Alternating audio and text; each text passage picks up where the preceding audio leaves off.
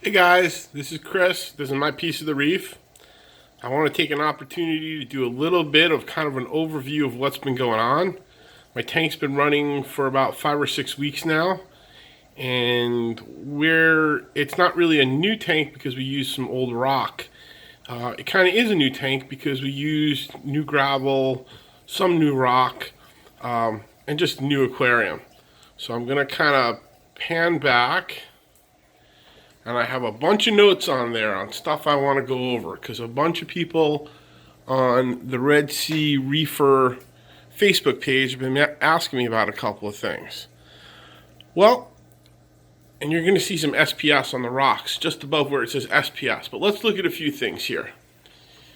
These are my most recent labs done literally within the last 24 hours. My pH has been 8.2.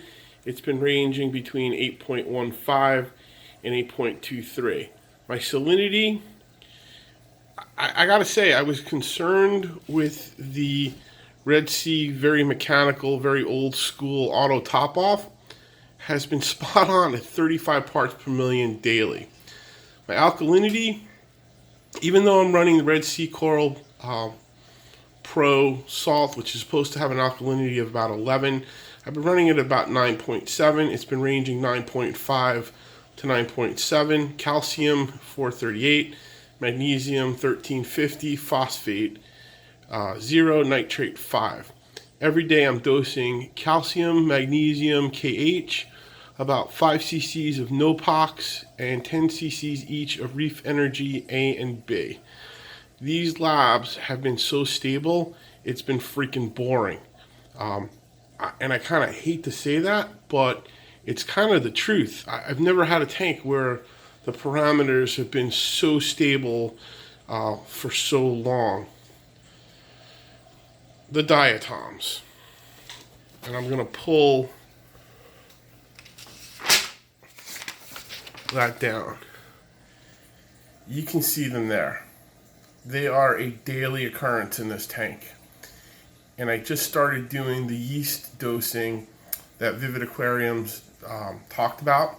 So hopefully in a couple of days I'll start to see the results of that. But you can see, if we pull these down, the day starts out, no diatoms, and as the lights are on for an hour or two, we start seeing the diatoms appear along the sandy bottom.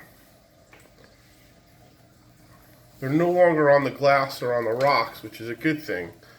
So that was kind of, it's kind of been a little upsetting, but I'm just waiting for the silicates in the water to kind of work their way out.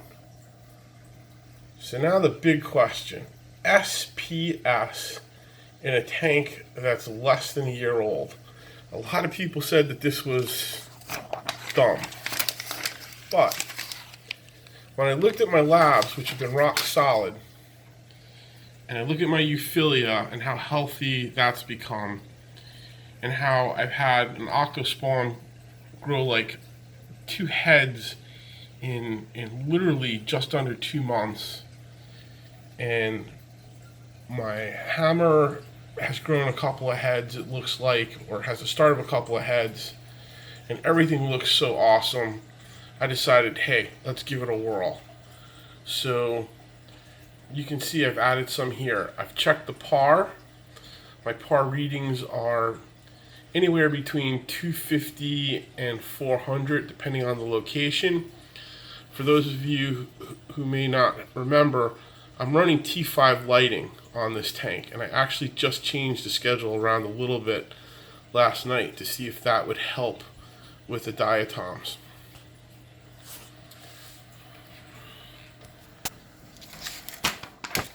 My clam could not be happier in this tank. It is just looking awesome.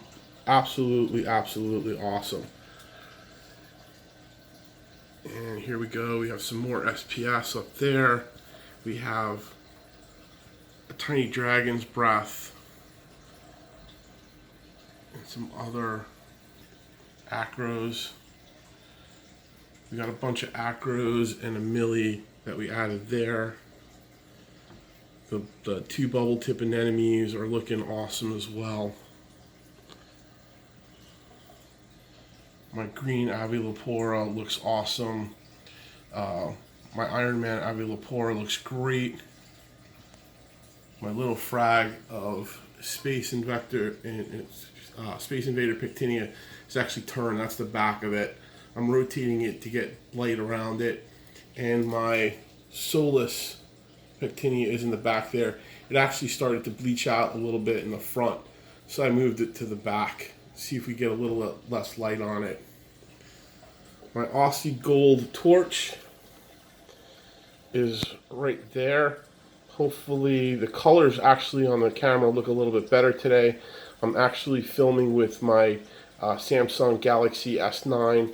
I find that it does a better job of taking pictures than my Canon 5D Mark IV with this light combination on the tank. So that's where we stand right there. Let's pull back a little bit.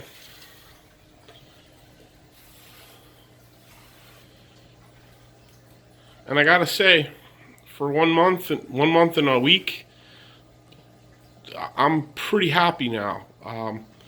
I'd like to see the tank more filled out. I guess that will come with time.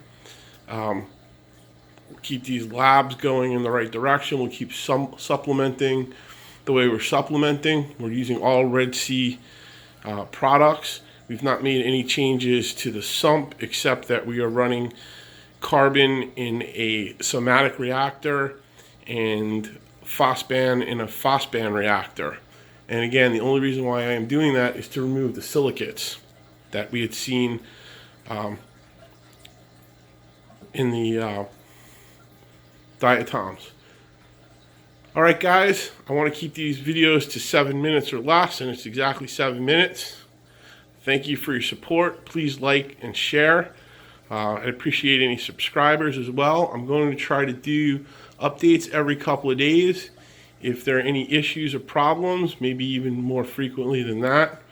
I'd like to kind of use this tank as a teaching base for other people to show what they can do with a Red Sea Reefer 525 and very simplistic, dosing and equipment. There's nothing special about this tank. 2 max gyres, a Jabo return pump, a Skims AC skimmer, and 2 reactors. The somatic reactor at bulk resupply is about $40. The other one was an old one I had, the Phosphane, which was $50. It runs off a single AC C-shape pump. So, doesn't have to be name brand, doesn't have to be special, just have to keep things stable. All right, guys, thank you and have a good Sunday.